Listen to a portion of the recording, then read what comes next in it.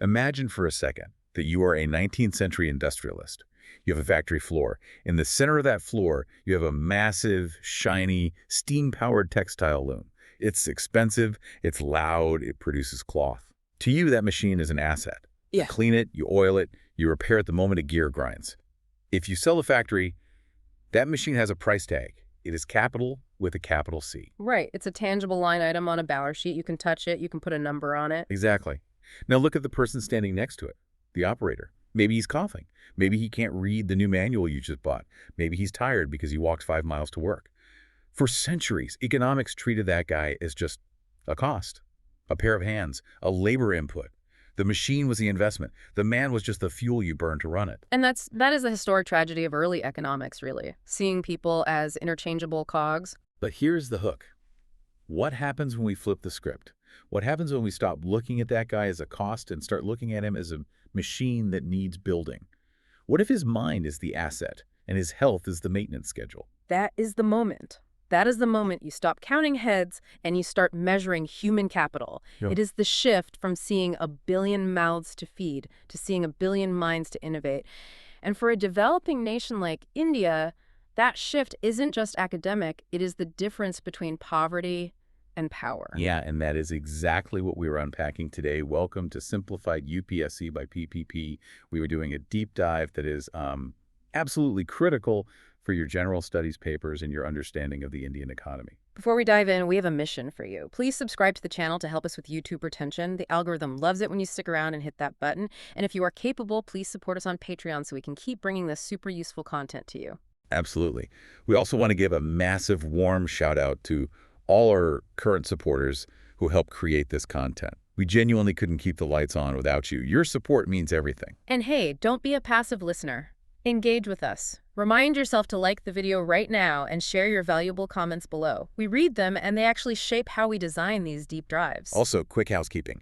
I need to notify you that free notes with practice PYQs, that's previous year questions, are available on our public Telegram channel. But if you want the full experience. The VIP experience. Exactly. To get access to all videos of this series at once and their corresponding premium notes, which include detailed notes, extra PYQs, and model mains answers in a super organized way, join us on the private Telegram library. Just DM us on the public Telegram channel to join. All right, housekeeping done. Let's get to work. Today we are doing a deep dive into NCERT Class 11 Economics, specifically Chapter 5, Human Capital Formation in India. Our mission is to move beyond the demographics and understand the mechanics of how a country transforms its people.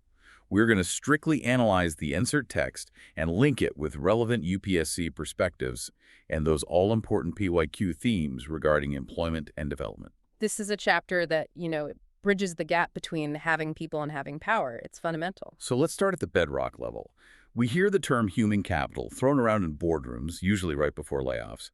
But strictly speaking, in the economic sense, what is the core definition here? To understand human capital, you have to look at the parallel with physical capital. It's the best way in. Just as a country can turn physical resources like land into physical capital like building a factory or a dam, it can also turn human resources like students into human capital like engineers and doctors. So it's a manufacturing process, in a sense.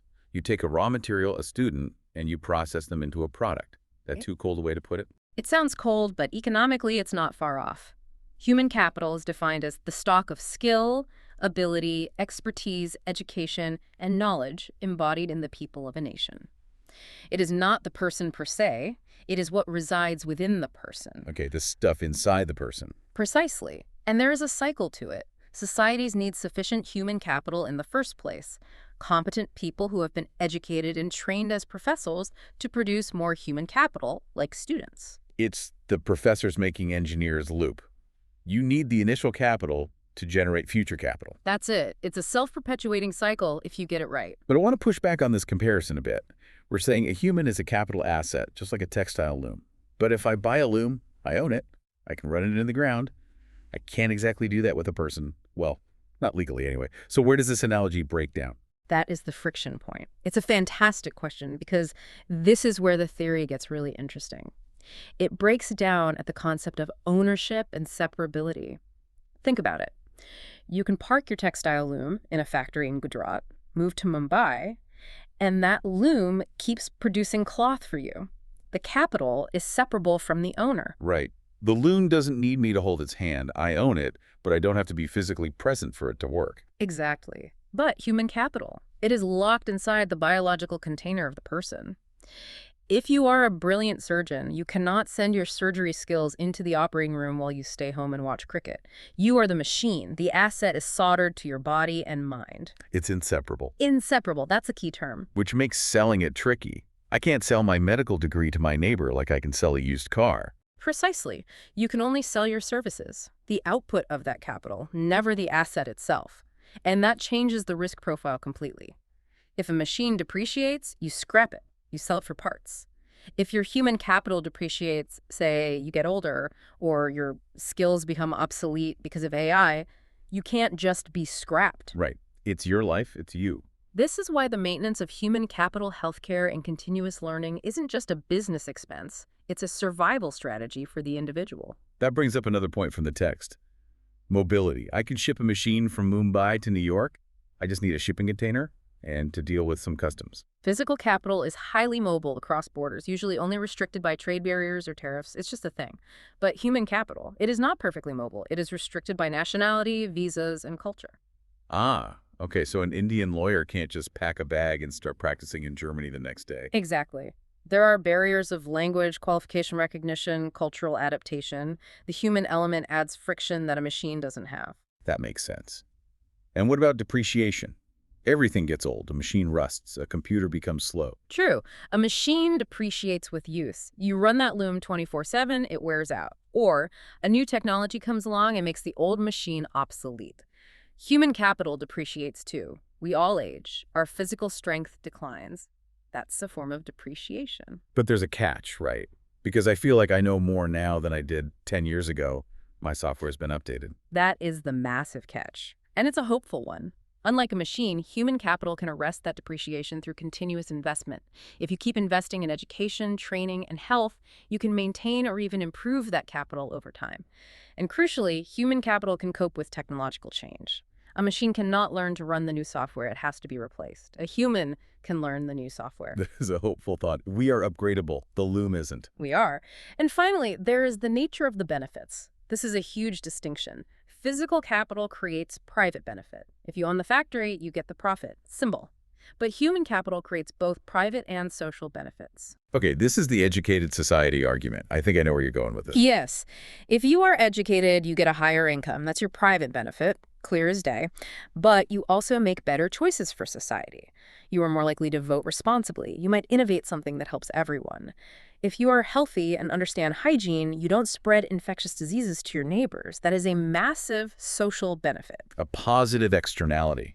My health benefits you. Exactly.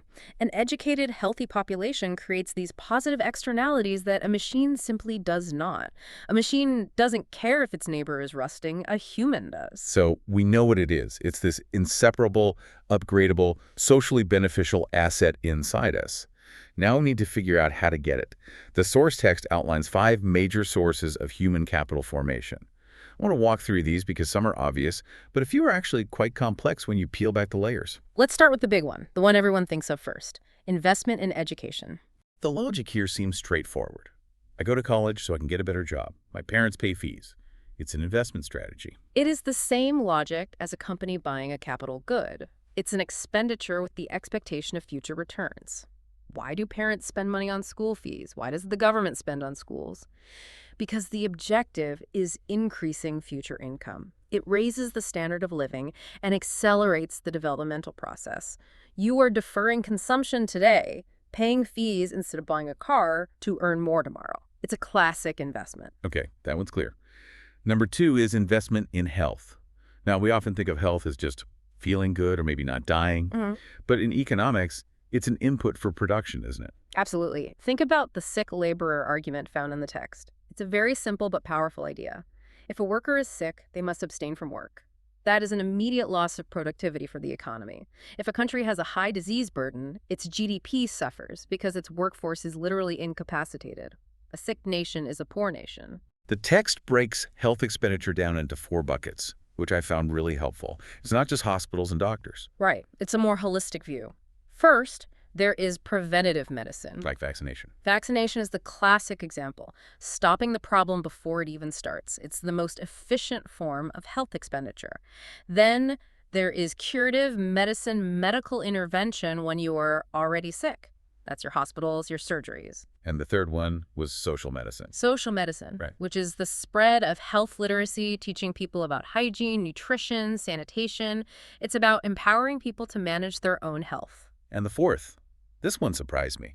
Often overlooked, but critical for a country like India, the provision of clean drinking water and sanitation. That's interesting. So building a water treatment plant or a public toilet is actually a human capital investment. 100%. It's one of the best investments you can make. If people aren't dying of waterborne diseases like cholera or suffering from chronic dysentery, they are working, they are learning, their children are going to school. A tap with clean water does more for GDP than you might think. Source number 3, on-the-job training. This is interesting because it happens after formal education is complete. And it has to. Schools can't teach everything. In fact, many industries complain that schools teach theory, not practice. Firms often need very specific skills. They might train a worker within the firm under a skilled supervisor or send them for off-campus training. But there is a cost-benefit calculation here for the employer. Right, because if I pay to train you and then you leave next week to join a competitor, I've just subsidized my rival's workforce. Exactly. That is the risk for the firm. That is why firms usually insist that workers stay for a specific period after training a bond, essentially. They need to recover the benefits of that enhanced productivity through the worker's output. It's a direct conversion of money into a specific, valuable skill. All right, number 4 on the list is migration. And I have to be honest, I struggle with calling this a source of capital formation. When we see images of overcrowded cities, slums in Mumbai, or people leaving their villages because there's simply no food, that looks like a crisis, not an investment strategy. How is that building capital? It feels like a crisis, absolutely. And in many ways, it's a symptom of a crisis. But put on your cold, utilitarian economist hat for a second. Why does that person move? Because there are no jobs in the village. They're desperate. There's nothing for them there. They are desperate for higher value for their labor. That is the key. In the village, their labor might be worth 100 rupees a day, maybe less. In the city, that same labor, even unskilled, might be worth 500. By moving, they're technically moving an asset themselves, from a low-yield environment to a high-yield one. It creates value where there was less value before. So the investment part is the cost of moving. The bus fare, the initial struggle. Exactly. And it's not just the bus ticket, it's the higher rent, the bad food, and what the NCERT text very insightfully calls the psychic costs. Psychic costs. That sounds like a sci-fi term. What does that even mean? It's a very real economic term. It quantifies the emotional toll of loneliness, of missing your family, of living in a strange and often hostile culture. It's the non-monetary cost. The fact that millions of people still migrate despite the terrible housing and the deep loneliness proves one thing. That the money is worth it. The return on investment, the salary difference, is higher than the combined monetary and psychic cost. It's a rational, though often painful, economic decision. That is a heartbreakingly rational way to look at it. But I get it. The asset moves to where it is valued most. And that applies to international migration, too, the so-called brain drain. Yeah. Technically qualified people, engineers, doctors migrating to other countries. It's the same logic. The asset is seeking the highest possible return. And the fifth source, which I think is the most underrated one in the information age, information itself. This is so critical and often forgotten. You can have the best schools and the best jobs, but if people don't know where they are, the system fails. People need to know salary levels. They need to know which institutions provide employable skills. They need to know which jobs are in demand. So me spending money on a career counseling session or buying a report on college placement records is actually an investment in my human capital. Yes. Spending money to acquire labor market information ensures the efficient utilization of the human capital stock. It matches the right person to the right job. Without information, you have friction and wasted potential. It's like having a library but no card catalog. The knowledge is there, but you can't find it. So we have our 5 inputs: education, health, training, migration, and information. These are the ways we build the asset. But I want to pause and address a philosophical distinction the text makes, which I found fascinating. It distinguishes between human capital and human development.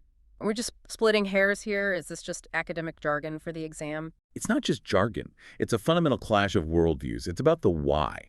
Why do we do all this? Let me ask you, Why do you want your neighbor to be educated? Well, so they can get a good job, pay taxes, contribute to the economy, and maybe not steal my Amazon packages? Chuckles. Ew. Okay, that is the perfect human capital view. You value their education because it makes them productive, it makes them a better economic unit, it treats the human as a means to an end. The end goal is economic growth. The human is just the tool to get there. If education didn't increase GDP, the pure human capitalist would say, why bother? Okay, that sounds a bit mercenary when you put it like that. So what's the other view, the human development view? The human development view says, it doesn't matter if your neighbor adds 0 rupees to the GDP, they still have a fundamental human right to read, to write, and to be healthy. So humans are the end in themselves, not the means. Exactly. The goal is human well-being. Even if a degree makes you no money, it gives you the freedom to make choices, to understand the world, to participate in your community, to live a dignified life. The human capital view asks, what can you do for the economy? The human development view asks, what can the economy do for you? The NCERT text is very clear that while human capital is a key driver of economic growth, human development is the broader, more important goal of a civilized society. Speaking of economic growth, let's talk about the correlation. This is a classic UPSC debate topic. Does having more human capital actually make the economy grow? Or does a growing economy just have more money to spend on schools and hospitals? Which came first, the chicken or the egg? The causality is tricky to prove definitively, and economists debate it constantly. It's likely a virtuous cycle where they feed each other. It is difficult to prove strict causality, whether growth causes education or education causes growth. They generally converge. But the text cites some powerful reports that bank heavily on the human capital argument.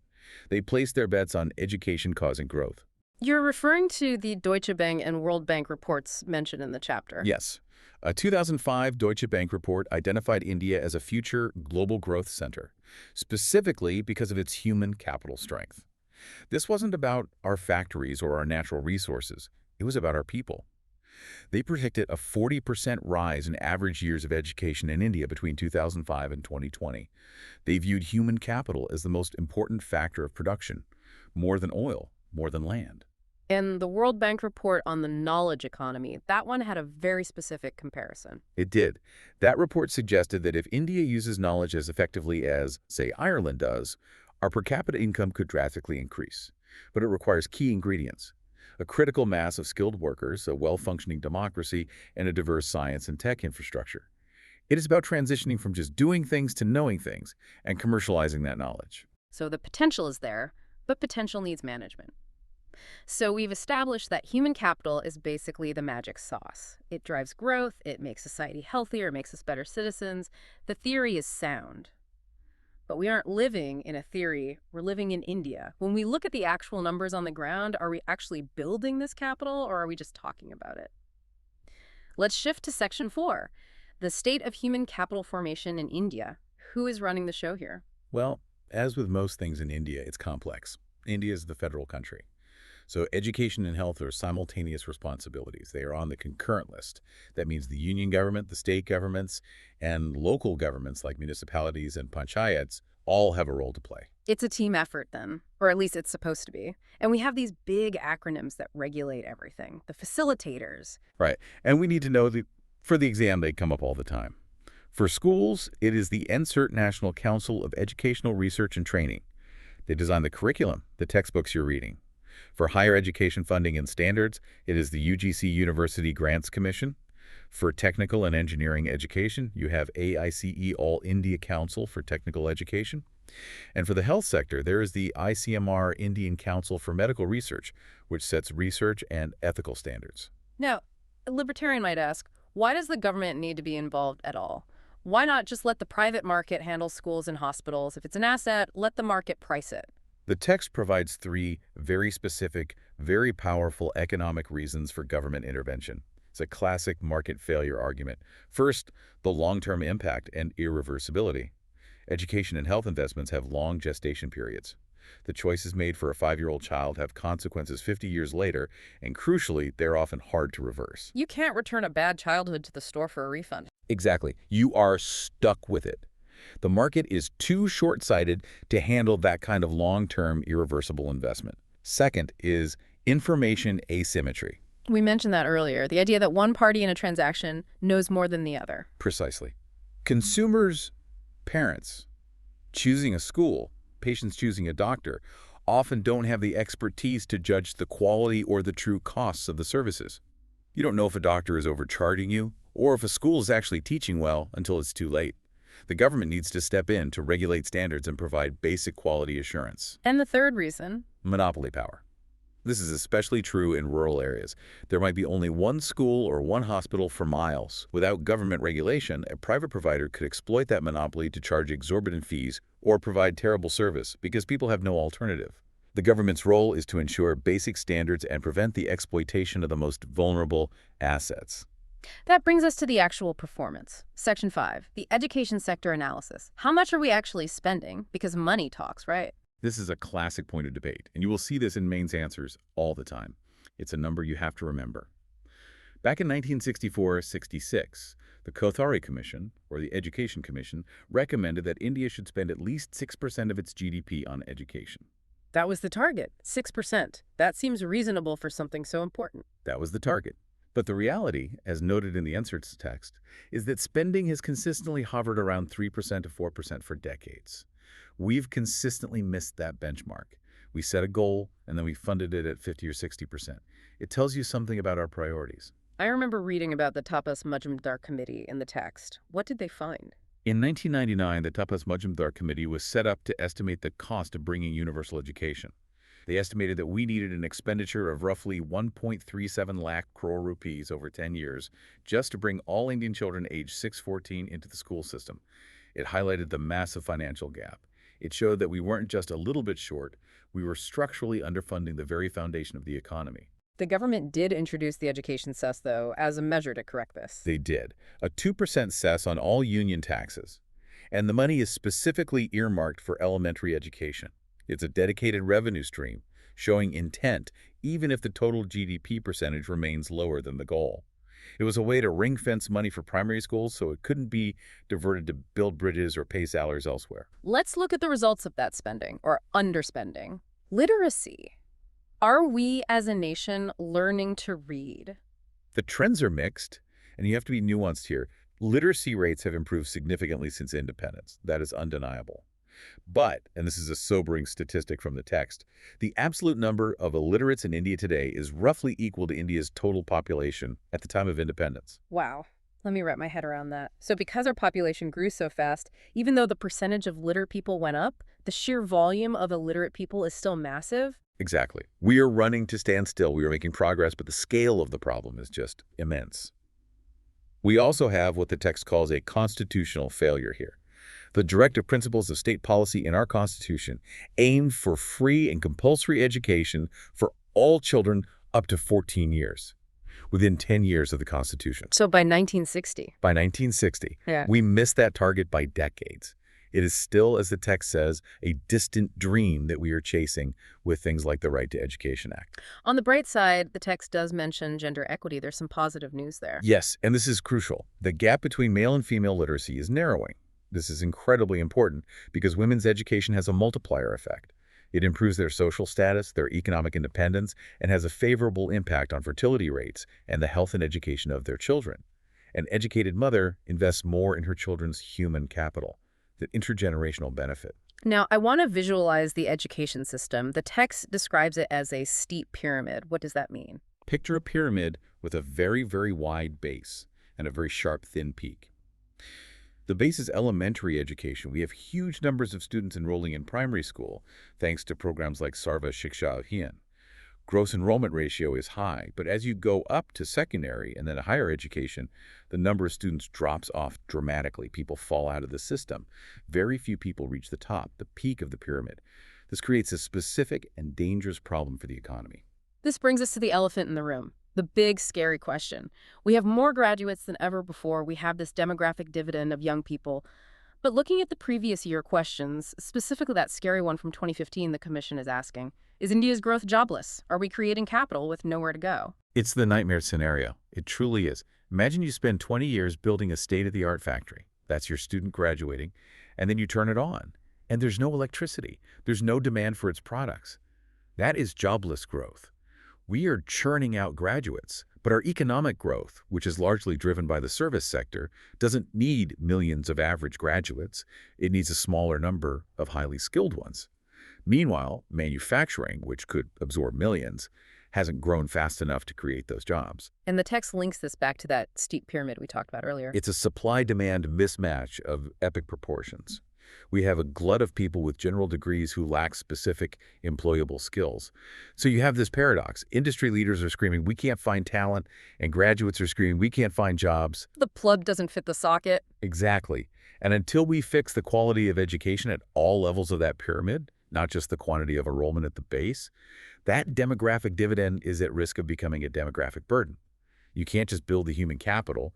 You need an economy designed to use it. Let's look at the future prospects then. Where do we go from here? And how does this connect to other PYQ themes like rural development? The future hangs on a few critical things. First, education for all is still the priority. It remains a distant dream. We have high dropout rates, and the text links this explicitly to child labor. Child labor is a tragic loss of human capital. A child working in a brick kiln is a potential engineer or artist that the country has lost forever. We're burning the seed corn to stay warm for one night. And what about the quality issue, the transition to the knowledge economy? This references that World Bank outlook again. The future isn't about literacy. It's about ability. It's not just about knowing how to read. It's about the ability to apply knowledge, to think critically, to solve problems. The challenge for our education system is to shift from rote learning to real learning. I noticed a specific linkage to rural development in the source materials, specifically the Sansad Adarshgram Yojana or SAGI. How does that fit in? Yes, this is a great example of policy trying to build capital infrastructure at the grassroots. Under SAGI, members of parliament adopt and develop model villages. A key focus of these model villages is specifically on health and education infrastructure. It's an attempt to fix that steep pyramid problem at its source. If you fix the village school, if you provide a decent primary health center, you strengthen the foundation of the entire pyramid for that region. Okay, let's unpack this, or rather, let's wrap this up. We've covered a lot of ground. It's a huge topic. It is. To summarize, human capital is the software, the skills, health, and knowledge that runs the hardware of the economy, which is the physical capital. We build it through 5 key sources: education, health, on-the-job training, migration, and information.